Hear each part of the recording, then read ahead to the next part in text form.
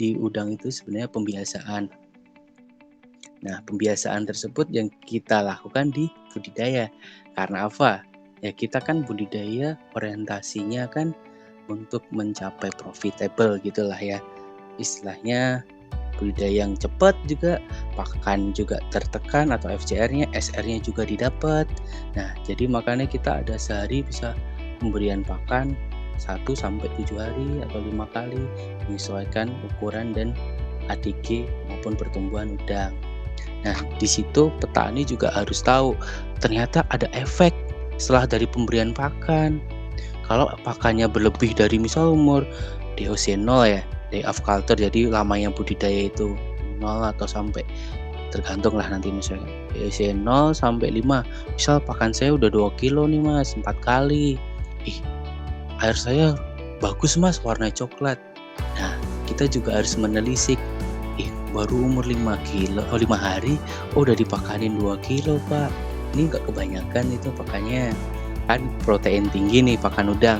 Protein tinggi di pakan udang pun juga akan berdampak ke kualitas air.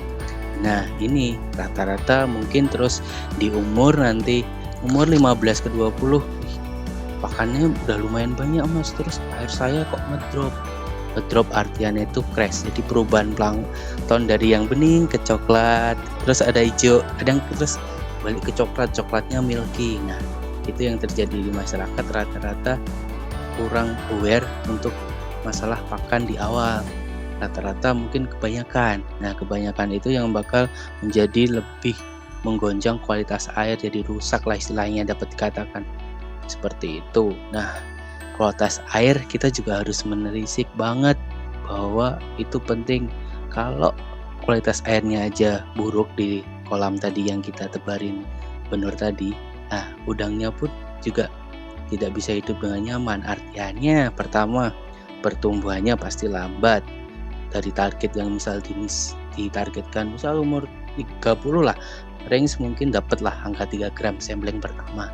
Selanjutnya untuk kualitas air pasti selalu ada pergeseran air tadi yang akan merubah jenis plankton yang ada di tambak kita, dan itu efek domino yang paling cepat terjadi adalah kematian. Nah, kita juga harus pertama di kualitas air dicek, selanjutnya masalah manajemen pakan juga dicek. Nah, yang paling penting lagi juga manajemen penyakit. Kita juga harus mengetahui dari penebaran tadi semuanya sampai ke manajemen penyakit, sebenarnya polanya itu ada. Apa yang terjadi misal perubahan itu terjadi sangat jelas. Kalau kita jeli, kita mengetahui benar-benar mengamati di tambak sendiri, di tambak kita, itu akan terlihat apa sih polanya terjadi dari awal seperti ini. Kualitas air saya menurun Mas, rubah jadi warna ini, terus pakan saya juga turun. Oh, mesti penyakit. Efeknya seperti itu rata-rata yang terjadi.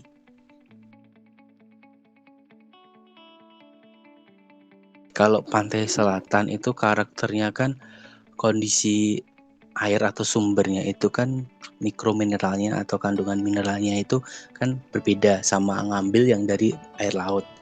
Penyakit yang banyak terjadi di pantai selatan tadi seperti dijelaskan bahwa si sumbernya atau tadi alkalinitasnya rendah, mikromineralnya rendah. Jadi rata-rata white phases disease, Mio sama BSSV. Tapi yang paling sekarang ini yang terjadi di masyarakat pantai selatan, tambak-tambak selatan, itu rata-rata leles atau penyakit dini.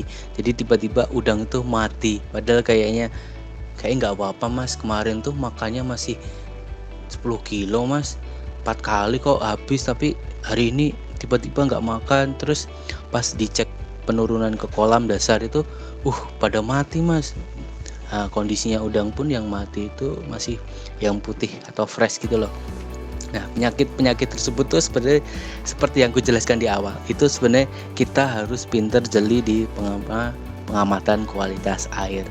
Nah, rata-rata yang ditemuin udang mati. Nah, tapi kita juga harus melihat dulu historinya dari yang treatment sebelumnya. Misal anggap aja let's say 7 hari sebelumnya hingga hari ini. Misal sekarang hari ke-8 ya, kemarin 7 hari sebelumnya. Nah, historinya apa? Treatment apa yang dilakuin? Selanjutnya juga data kualitas air. Nah, kualitas airnya tuh rata-rata harian, misal suhu pH, salinitas, DO, oksigen lah. Itu harus dicek dulu terlebih dahulu, dan semuanya itu nanti based on data. Kalau datanya udah ada, terus kita dapat melakukan treatment selanjutnya. Yang dibutuhin pertama ya data-data kualitas air, suhu pH, dan kawan-kawan tadi, dan kita nanti akan dapat menentukan treatment atau step selanjutnya untuk penanggulangannya. Seperti itu.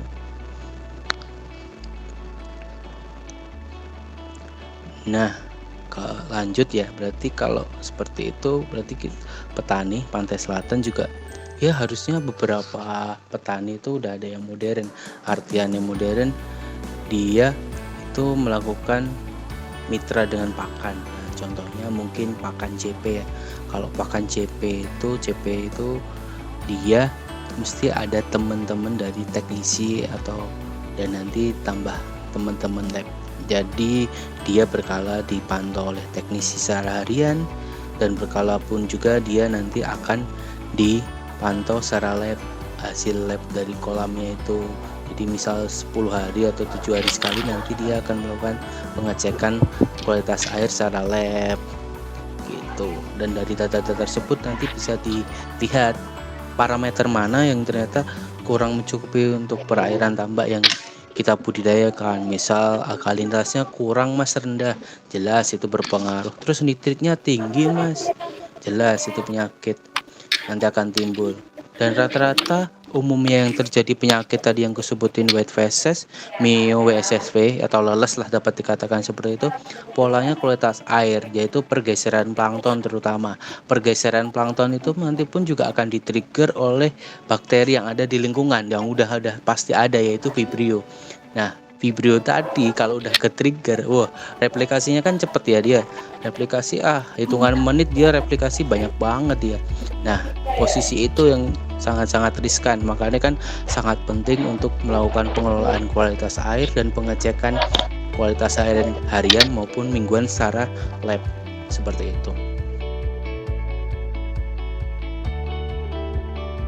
Kualitas air itu kita harus jaga banget, karena sejauh ini budidaya udang itu budidaya air.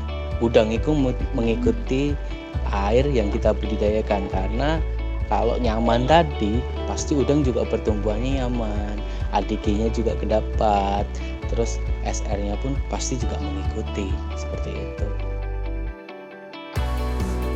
Pertama kita lihat polanya dulu, pergeseran air. Oke, kita udah nemuin data, misal warna saya hijau ke coklat ya mas. Nah, itu mesti udah rata, planktonnya kan beda. Treatment pertama yang bisa saya lakukan sendiri juga di Congot itu sirkulasi air. Itu pertama penyiponan lah umumnya. Dasar air kita sipon atau sekalian pengurangan air berapa persen, 3-5% lah, itu harian. Terus melakukan pengisian air di malam hari. Itu jadi ceritanya kan air yang ada di kolam itu jenuh ya, karena udah ada bakteri atau patogen yang banyak tadi. Kita kurangin, kita buang, istilahnya kita buang, kita kurangin, langsung kita isi lagi, tapi dengan tanda kutip kita mainkan sekarang di sini probiotik, jenis-jenis probiotik yang untuk mensuplai atau membuat lingkungan tersebut baik lagi, istilahnya itu. Nah, di situ juga fungsi-fungsi probiotik sangat penting.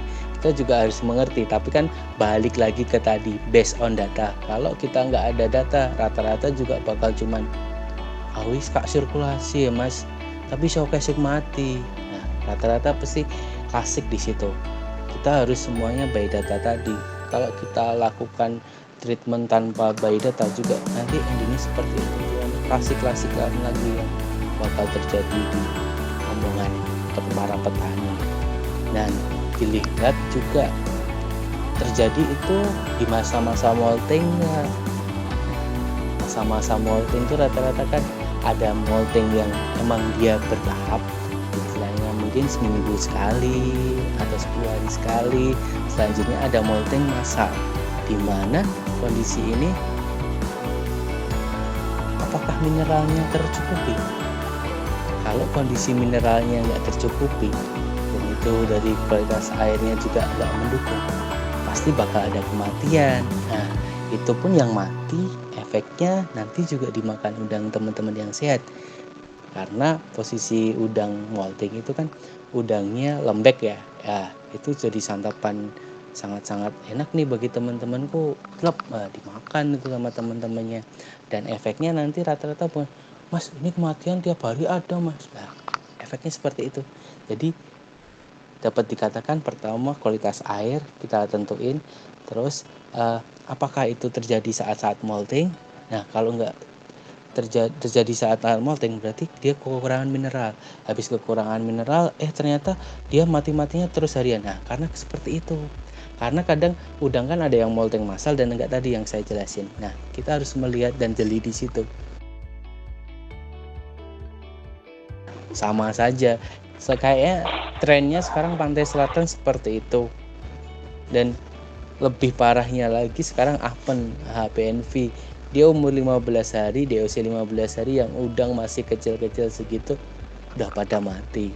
Kita udah banyak sering melihat dan menemui juga seperti itu. Polanya saya prinsip sendiri juga sama seperti yang aku jelasin tadi, bahwa seperti itu terjadi pergeseran plankton, kualitas air ngedrop, kandungan mineralnya juga berkurang. Nah, itu rata-rata langsung mati. Dan itu sangat-sangat sadis lah kematian umur segitu tuh. Aduh, eman-eman istilahnya kalau petani ya. Paling menyedihkan ya barusan yang diceritain kita barusan tadi, yaitu kematian. Kemarin kita pernah panen satu kolam itu cuma 40 kilo, padahal lebaran 100.000 ekor. Itu baru 50 hari. Kita juga sama. Jadi mungkin kita juga agak sedikit istilahnya semangat ya, karena umur 25 pakan udah 10 kilo nih 4 kali. Semangat nih, mesti udangnya bagus nih. Di Ancol juga terlihat bagus ya. Tapi umur 30 jelek. Kita pertama kali nyipon di dasaran, kematian banyak sekali. Udang kecil-kecil yang udah warna merah tercampur dengan limbah di tengah kolam itu setelah disipon hampir banyak, itu sampai setengah pom, berarti kurang lebih 15 kilo. 15 kilo kalau udang masih ukuran 400 size 400 ya, berarti anggap aja 2 gram. Udah berapa ribu yang mati kan. Itu baru umur 30, belum 31 32 hari berikutnya pasti banyak kematian. Nah, itu yang menyebabkan, maka ini emang kualitas air pantai selatan ini juga sangat-sangat kurang. Rekor sih tebaran 100 dulu 2019 akhir lah, sebelum 2020 itu bisa rekor 2,5 ton. Itu yang size bagus, terus 3 kintalnya yang agak sedikit kurang bagus seperti itu. Jadi seneng lah, dari 2017 rekor tertinggi baru itu. Dan itu tebarannya kan kalau dilihat kayaknya masa sih Mas? Iya, soalnya kita parsial berapa kali? 5 kali kita parsial.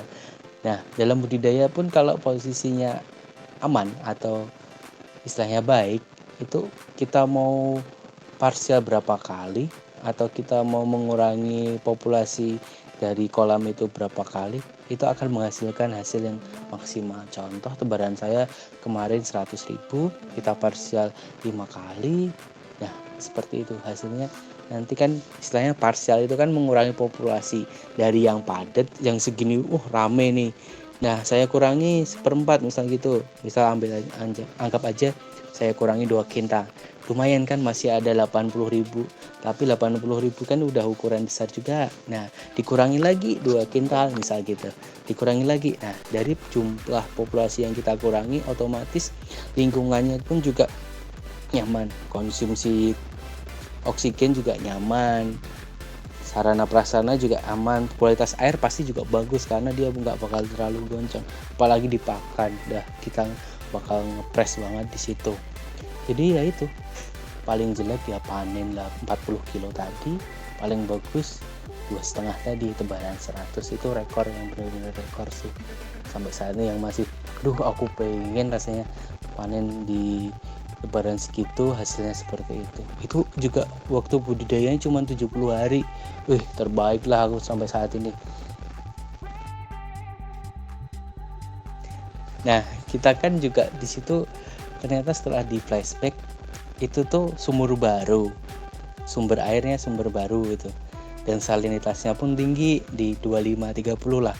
Nanti kalau udah lama-lama di kolam pasti juga akan turun toh. Nah, selanjutnya kita juga menggunakan probiotik. Ternyata probiotik herbal itu berpengaruh terutama di pakan fermentasi.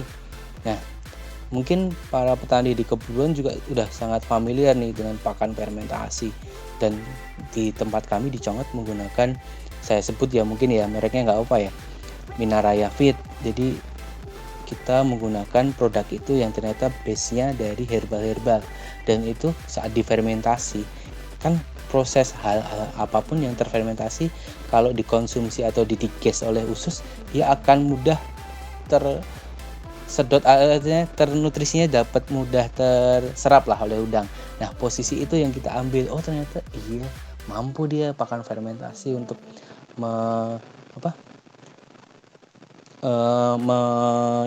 mendiges tadi si pakan, dia maksimal terserapnya oleh usus udang, dan dia efeknya ke pertumbuhan. Finally bener, ADG-nya per hari itu berarti per 7 hari saya sampling itu bisa 0,48. Itu rekor juga itu ADG. Jadi rata ADG itu pertumbuhan harian. Jadi per hari itu udang bisa 0,48 gram tumbuhnya atau beratnya nambah segitu. Enak kan, bagus banget. Ya udah anggap aja kalau 7 hari kali segitu berapa? Mantep kan, bisa itu. Jadi kita ngejar ADG itu enak banget dari segitu. Makanya itu kita perlu penggunaan probiotik yang sesuai. Pertama, kalau saran saya tetap pakan fermentasi itu terbaik sampai saat ini. Selanjutnya kita juga harus menjaga kualitas air, sehingga nanti kualitas airnya baik, dia juga akan baik. Artinya tumbuhan patogen pun akan ditekan karena kita menggunakan probiotik tadi, seperti itu. Untuk petani yang di keburuan, kalau bisa ngambil sumber airnya itu dekat dengan air laut, dimana sumber mikromineral itu akan ada banyak. Selanjutnya untuk setiap siklus monggo bisa disesuaikan untuk pergantian sumur burnya, karena semakin banyak panjenengan ngambil sumber airnya itu dari sumur yang sama, nanti polanya juga sama yang akan terjadi di kolam budidaya panjenengan, karena kondisi atau kandungan terutama alkalinitas lah itu sangat rendah sekali, dan itu terjadi di Conget sama polanya seperti itu. Sekarang kondisi di Conget ya kita cuman bisa berupaya besok kita adain atau programin pembuatan sumur baru. Habis dari sumur baru kita nanti lebih ke kualitas air kita jaga, selanjutnya terus main probiotik. Itu yang bisa dilakukan saat ini. Pergantian sumur terutama harus selalu itu setiap siklus lah anggap aja, karena kan ya mungkin beberapa orang mampu ya setiap siklus, tapi kalau kepepet enggak kan bisa pinjem tetangga yang punya sumur yang berbeda, kita coba, nggak ada salahnya itu. Nah, habis itu kita ke sterilisasi itu penting, sangat-sangat penting. Ketiganya lagi kita juga harus menjadi pokok itu yaitu pencarian benur. Benar-benar cari benur yang benar-benar bersertifikat, itu sangat-sangat menentukan sekali untuk kedepannya dalam budidaya. Selanjutnya pengelolaan kualitas air dan manajemen penyakit, dan jangan lupa selalu gunain probiotik untuk budidayanya, karena itu akan mendukung banget dalam budidaya tambak, terutama kalau kita tidak menggunakan probiotik sekarang, masa-masa sekarang itu akan sulit. Contohnya kenapa? Kalau panjenengan gawe sumur ning cerak tambak terus limbah di dekatnya pembuangan limbah, itu akan sama aja siklusnya. Kenapa? Dari pertama tadi lahan kita pasiran polos, rata-rata mesti limbah akan turun ke bawah. Nah, table waternya tadi yang ternyata kita sedot lagi ke tambak, masuk ke lambak. Padahal jelas itu penyakit udah ada di situ. Nah, kalau semuanya circle-nya seperti itu, otomatis juga kita budidayanya akan terhambat, atau istilahnya budaya kita juga akan kurang maksimal karena siklusnya seperti itu. Nah, itu fungsinya tadi pergantian sumur, bisa usahakan jauh dari pembuangan atau dari muara. Selanjutnya sterilisasi, itu sangat penting. Jadi hal-hal tersebut yang ternyata hal-hal kecil, hal-hal yang biasa terjadi, tapi kita kadang mengesampingkan hal tersebut dan sangat-sangat berdampak ternyata efek budidayanya seperti itu. Jadi saranku seperti itu dari saya sendiri untuk teman-teman petambak di Keburuan. Matur suwun, semoga sukses juga budidayanya, lancar, bisa sharing. Mungkin kalau saya masih kenal beberapa orang di sana, mungkin nanti kalau saya tak lega ke mriko main lah, sowan lah ke mriko yang Keburuan, mungkin bisa sharing sama saya di lapangan langsung.